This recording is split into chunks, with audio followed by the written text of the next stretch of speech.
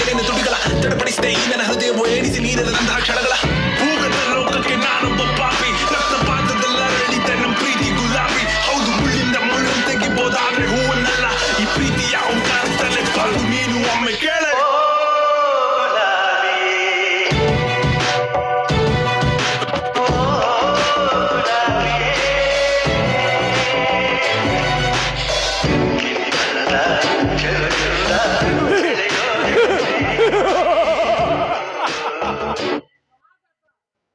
ರಾಮಾಯಣ ಹುಟ್ಟಿದ್ದು ಹೆಣ್ಣಿನಿಂದ, ಮಹಾಭಾರತ ಹುಟ್ಟಿದ್ದು ಒಂದು ಹೆಣ್ಣಿನಿಂದ,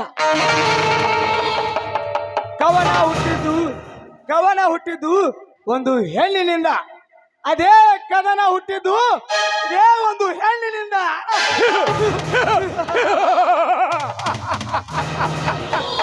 ಸ್ವಾಗತ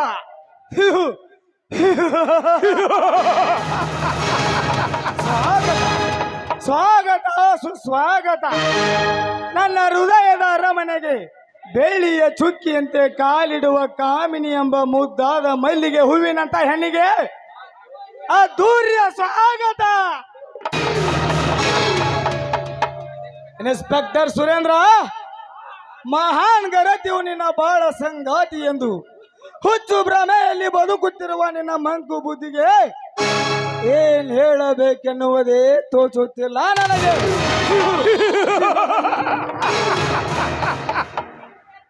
ನೀನು ಮೆಚ್ಚಿ ಮದುವೆ ಮಾಡಿಕೊಂಡ ನಾರಿಮಣಿ ಈಗಾಗಲೇ ನಾನು ಕದ್ದು ತಿಂದು ಬಿಸಾಕಿದ ಗಿನಿ ಕಚ್ಚಿದ ಹಣ್ಣು.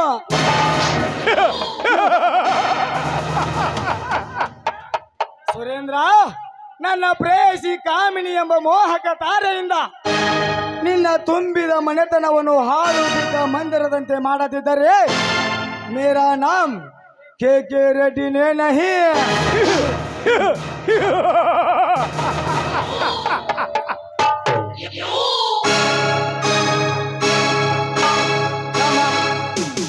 ಕಮಾನ್ ಕಾಮಿನಿ ಕಮಾನ್, ನಿನ್ನನ್ನು ಒಪ್ಪಿಕೊಂಡು ಮುದ್ದಾಡಲು ನನ್ನ ಕಾಮತ್ರಸೆ ನೀರಿನಂತೆ ಕಥನೆ ಕುದಿಯುತ್ತಿದೆ.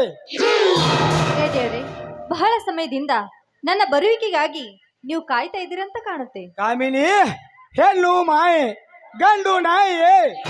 ಪ್ರೀತಿಸಿದ ಹೆಣ್ಣು ಬರುವವರೆಗೂ ಕಾಯಬೇಕಲ್ಲವೇ? ಸಾರಿ ರೆಡ್ಡಿಯವರೇ, ತಪ್ಪಾಯ್ತು.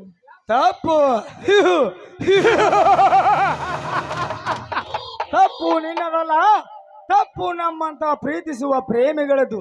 ಯಾಕೆಂದರೆ ನಿಮ್ಮಂತ ಬಣ್ಣದ ಚಿಟ್ಟೆಗಳನ್ನು ನಾವು ಪ್ರೀತಿ ಮಾಡುತ್ತೇವಲ್ಲ, ನಮ್ಮ ಮಂಕು ಬುದ್ಧಿಗೆ ನಮ್ಮ ಕಪಾಳಕ್ಕೆ ನಾವೇ ಹೊಡೆದುಕೊಳ್ಳಬೇಕು. ಈ ತಪ್ಪಿಗೆ ಕ್ಷಮೆನೇ ಇಲ್ಲವೇ? ಇದೆ, ಆದರೆ ಪ್ರೀತಿಸುವ ಪ್ರೇಮಿಗೆ ತಾನು ಮುದ್ದಾಗಿ ಪ್ರೀತಿಸುವ ಗಿನಿ ಹೇಳಿದ ಸಮಯಕ್ಕೆ ಬಾರದೆ ಹೋದರೆ ಆ ಹುಚ್ಚು ಪ್ರೇಮಿ ಅನುಭವಿಸುವ ನೋವು ಯಾತನೆ ಆ ದೇವರಿಗೆ ಗೊತ್ತು. ನೀವು ನನ್ನನ್ನು ಪ್ರೀತಿಸ್ತಾ ಇದ್ರ, ಕುಂತರು ನಿಮ್ಮ ಧ್ಯಾನ, ನಿಂತರು ನಿಮ್ಮ ಧ್ಯಾನ, ನಿಮ್ಮೊಂದಿಗೆ ಇರ್ಬೇಕೆನ್ನುವುದೇ ನನ್ನ ಆಸೆ. ಕಾಮಿನಿ, ಸದಾ ನಾನು ನಿನ್ನ ಅಪ್ಪುಗೆಯಲ್ಲಿ ಪುಟ್ಟ ಮಗುವಿನಂತೆ ಇರಬೇಕಾದರೆ ಇಂದಿನಿಂದ ನಾನು ಹೇಳಿದಂತೆ ನೀನು ನಟಿಸಲು ಸಮ್ಮತಿಸಿದರೆ ಮಾತ್ರ ಸಾಧ್ಯ. ಅಪ್ಪಿಗೆಯಲ್ಲಿ ನಾನು ಮುದ್ದಾಗಿ ಬೆಳಬೇಕೆನ್ನುವುದೇ ನನ್ನ ಆಸೆ. ನೋಡಿ, ಆ ನಿಮ್ಮ ನಟನೆಯಲ್ಲಿ ಯಾವುದೇ ಇಲ್ಲಿ ಖಂಡಿತವಾಗ್ಲೂ ನಾನು ನಟಿಸ್ತೀನಿ. ಹಾಗಾದರೆ ಇಂದಿನಿಂದಲೇ ತಯಾರಾಗು. ಆ ತುಂಬಿದ ರೈತ ಮನೆತನವನ್ನು ಸ್ಮಶಾನದಂತೆ ಮಾಡಲು, ರಣಚಂಡಿ ಅವತಾರ ತಾಳಲು. ಆಯ್ತು, ನಿಮ್ಮ ಕೆಲಸ ಸಕ್ಸಸ್ ಆದ ತಕ್ಷಣ ನನ್ನ ಕೈ ಬಿಡುವುದಿಲ್ಲ ತಾನೇ? ಸರಿ ಕಾಮಿನಿ, ದಿಕ್ಕು ಬದಲಿಸಿ ಆ ಸೂರ್ಯ ಹುಟ್ಟಬಹುದು, ಆದರೆ ಈ ರೆಡ್ಡಿ ಕೊಟ್ಟ ಭಾಷೆ ತಪ್ಪು ನಡೆಯುವುದಿಲ್ಲ. ಹಾ ಸಾಕು, ನಿಲ್ಲಿಸಿ ನಿಮ್ಮ ಮಾತು. ನೋಡಿ, ನೀವೇ ನನ್ನ ಆರಾಧ್ಯ ದೇವರು. ನೀವೊಬ್ಬರೇ ನನ್ನ ಉಸಿರಲ್ಲ, ನಾನು ನಿಮ್ಮ ಉಸಿರು ಕೂಡ. ಕಾಮಿನಿ, ಸದಾ ನೀ ಮುಡಿಯುವ ಜಡೆಯಲ್ಲಿ ನಗು ನಗುತ್ತಾ ನಲಿವೆ ಸುಖ ಮಾರಿಯೇ.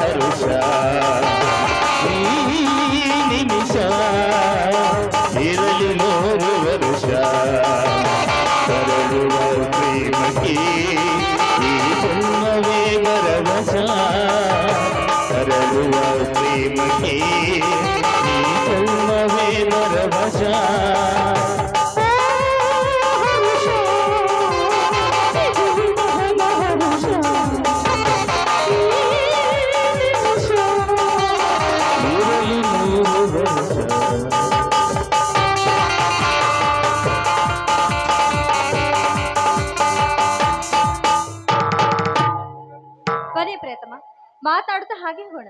ನಡೆಯಿರಿ, ಒಳಗೆ ಹೋಗೋಣ.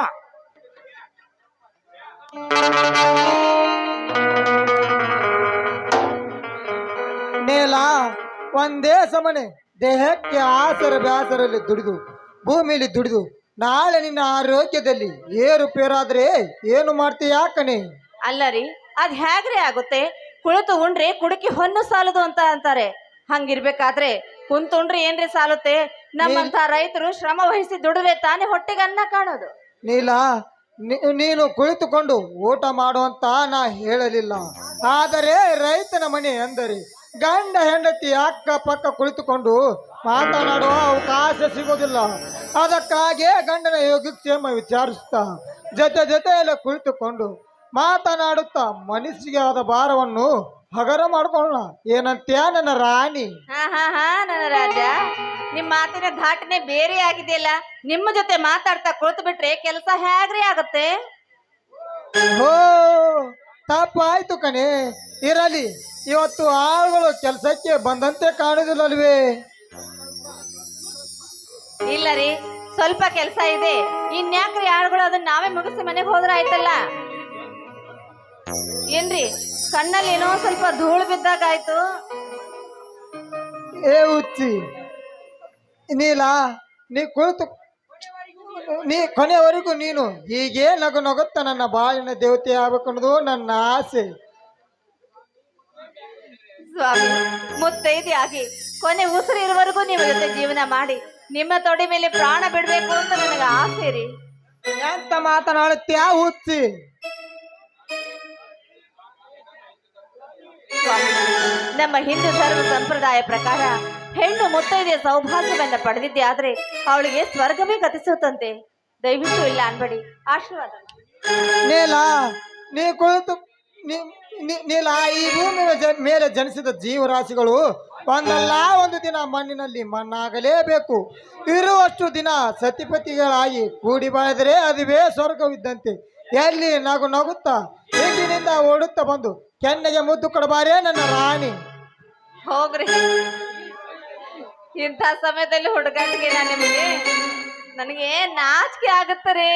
ನಾಚಿಕೆ ಎಂಬ ಪದವನ್ನು ಮನಸ್ಸಿನಿಂದ ಕಿತ್ತೊಗೆದು ಖುಷಿ ಎಂಬ ಈಕಿನಿಂದ ಓಡುತ್ತಾ ಬಂದು ನವಿಲಿನಂತೆ ವೃತ್ತ ಮಾಡುವಾರೇ ನನ್ನ ಅರಗಿನಿ?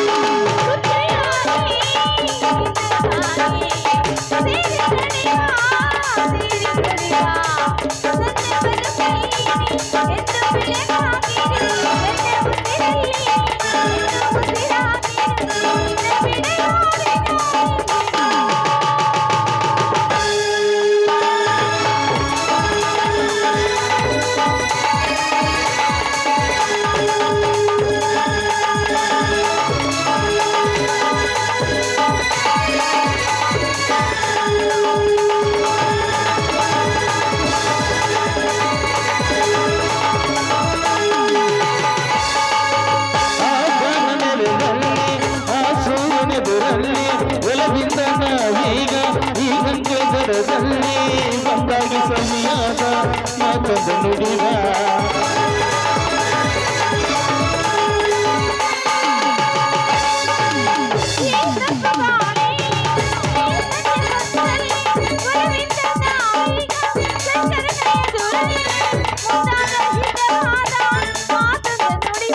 ನೀನೇ ನನ್ನ ಪ್ರಾಣ ನಮ್ಮ ಪ್ರಿಯ ನೀನೇ ನನ್ನ ಪ್ರಾಣ ನಿನ್ನ ಬಿಡಲಾರೆ ನಾನೆಂದು